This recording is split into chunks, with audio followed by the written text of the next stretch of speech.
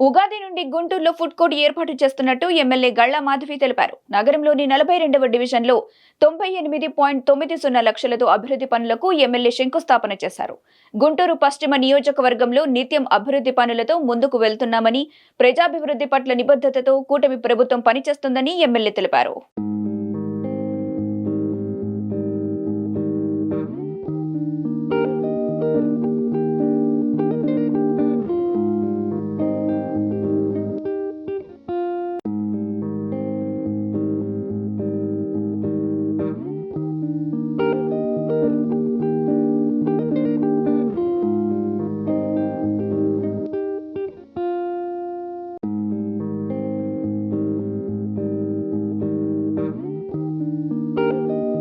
Line అదేవిధంగా 5వ లైన్లో అభివృద్ధి పనులు చేపట్టడం జరిగింది.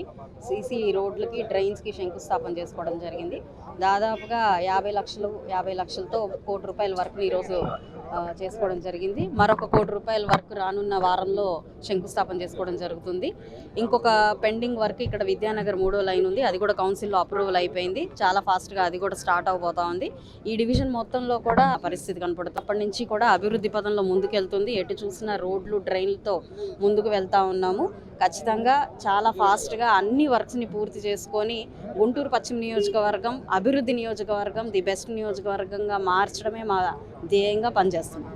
అదేవిధంగా ఈ ఉగాదికి నైట్ ఫుడ్ కోర్ట్స్ కూడా ఎప్పటి నుంచో అందరూ ఎదురు చూస్తున్న నైట్ ఫుడ్ కోర్ట్స్ కూడా స్టార్ట్ చేయబోతూ ఉన్నాము. మరి ఒక పక్కన కంప్లీట్గా ఈ వేకెంట్ ల్యాండ్స్ మీద కాన్సన్ట్రేట్ చేసి జంగిల్ క్లియరెన్స్ చేపడతా ఉన్నాము. సో అన్ని విధాలుగా గుంటూరు పశ్చిమ నియోజకవర్గంలో అన్ని సమస్యల మీద దృష్టి పెట్టి పూర్తిగా అభివృద్ధి పదంలో అందరం కలిసి చేయబోతున్నాము.